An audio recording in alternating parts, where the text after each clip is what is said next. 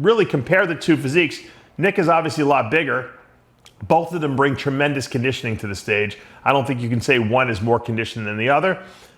I think you can make a case for the fact that Tonio Burton has better shape and structure than Nick Walker.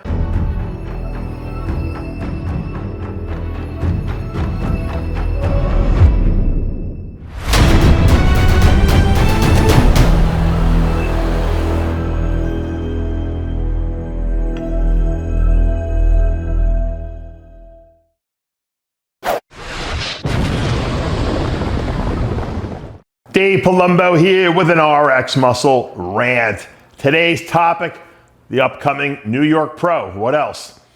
That's probably the most exciting thing aside from the Pittsburgh Pro guest posing we're going to be seeing in 2 weeks. But in 3 weeks, we're going to be seeing New York Pro. I'll be there. Chris Aceto will be there. The whole industry will be watching as Nick Walker makes his 2024 debut.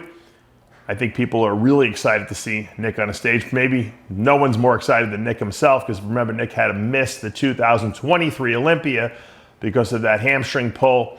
I know he was very upset. Not only did he say it, I spoke to his parents.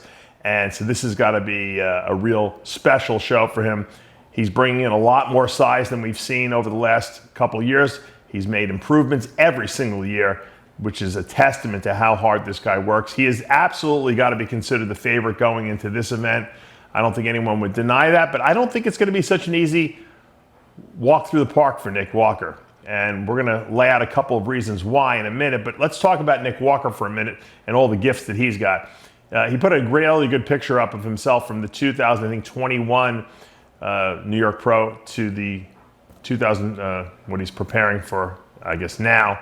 And you can see the improvements that he's made. It's just mind-boggling. The guy's added a lot of mass to his body. He's made quality improvements. He has muscle maturity that he hadn't have back then. And that's going to make a huge difference on this stage, because not only does Nick have mass now and a commanding presence of the stage, and probably the best conditioning I'm sure he'll have on that stage as well, but he has a more 3D look to his body, and it looks more impressive. You see more grooves and curves and separation in that muscle, and that's what it's all about at the end of the day. You know, some of the greatest competitors on the bodybuilding stage in the past were not necessarily the biggest guys. I mean, some of them were, obviously, but some of them just had grooves and curves in their body. Think Chris Cormier, Flex Wheeler, that just some of these other guys just didn't have it. I think Nick Walker is starting to get that more of a muscle mature look to his physique, and that's consistent with guys who are continuing to train heavy over a long period of time. The body just improves and improves and improves. At some point, he won't be getting bigger, but he'll just be getting better. And that will probably start happening now over the next 2 to 3 years. But from the look of things on his Instagram and his updates, you know, he's going to be a force to be reckoned with on that stage because of the mass that he brings and the commanding presence that he has on that stage. And I think people are looking for him to come in here and dominate. He's won this show before, and he's got the ring to show for it. And I think he wants another ring, and I think he wants to qualify for the Olympia in a big way in New York, even though technically the show's in Jersey, but it's the New York Pro. And if you can make it there, you can make it anywhere, as they say. And there's a big, big prize up for grabs this year, $30,000. Not quite what the Arnold gave away, but a nice consolation prize nonetheless. This is the third biggest purse I think that's out there right now, and so you got to commend Steve Weinberger for putting that together. It's going to be a great event. Like I said, I can't wait to be there. But Nick Walker might not be the only guy who's going into this show thinking he's going to walk away with the victory, because I talked to a guy by the name of Tonio Burton last week when I was in St. Louis at the St. Louis Pro-Am, and he has a couple things to say about what he's bringing to that table. First of all, Antonio is the reigning champion from last year. He won the New York Pro last year in rather convincing fashion. Didn't have that much competition, but he was the best we'd ever seen him. He looked tremendous at the Arnold Brazil a few weeks ago. A lot of people, himself included, thought that he should have won that event. I thought he probably should have won that event as well. It was a very close decision between him and Rafa Brandao, who is the hometown favorite. And I know that he's got a little sting and a little something to prove in his mind as well, because it hurts when you come in at your best and you don't win. And I know that Tonio does not like that one bit. He voiced his opinion rather strongly after the show about what he thought about the decision. And he's obviously coming into New York, with something to prove. And I think he's doing it because he could have played it safe and just done California and could have probably won there and got his qualification for the Olympia. But he wants to pit himself against the best, which is Nick Walker right now. And a rematch of New York Pro Champs is going to be something that the audience wants to see.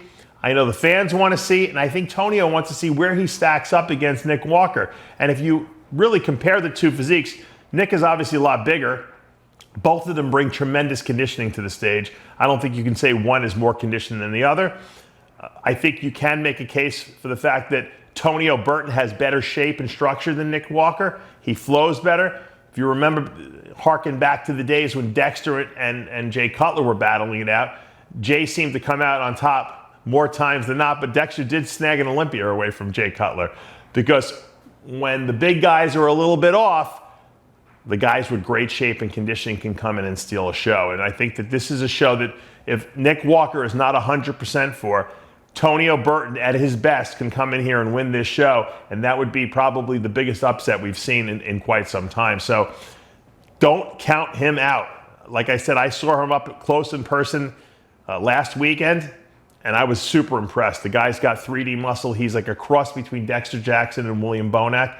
He's got mass. He's got really good, for a guy who's put on a lot of size over the last couple of seasons, he's got a lot of 3D muscle mature look to his body. And doesn't come quickly, but for him, it seems like that's just a genetic gift of his.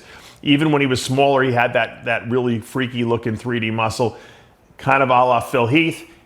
And the bigger he gets, the better it seems to look. So even though he's not weight-wise the same as Nick Walker, the freak factor and the illusion of what he brings to the stage makes him look a lot bigger on that stage. And I think it's going to be tough for Nick Walker if he's not at his best, if he comes in a little too flat maybe, or maybe if he tries to come in too full and doesn't have enough sharpness. Tonio Burton can steal this show. Now, there's a lot of other guys in the lineup too that can certainly be factors in the ultimate outcome of this. But for me, I think it's a two-man show between these two guys. And I think if Burton brings his best, Nick Walker better watch out. If Nick Walker brings his best, I don't think anyone can beat him. But that's what makes this show so exciting. Number one, to watch in person. And number two, I think it's going to be almost like a foreshadow of what we could expect to see at the Olympia, because I think Tonio Burton is a guy who could make a big impact on the Olympia stage in that top 6 this year. Something that we've never mentioned about him before. I think he's at that point from what I saw in St. Louis and what he brought to the stage at the Arnold in Brazil. I think he is a dangerous, dangerous competitor. And you don't want to compete against him when he's at your best and you're a little bit off, because he will exploit that weakness to the max. So at the end of the day, who wins? I don't know. I can throw out predictions all I want. I probably will as we get closer to the New York Pro, but it is interesting to evaluate these two going head to head on a bodybuilding stage in 2024. You can't look back at what they looked like last year or the year before that. It's what they look like today. That's going to determine who will be the New York Pro champ. It's anyone's guess. Dave Palumbo with an RxMuscle rant.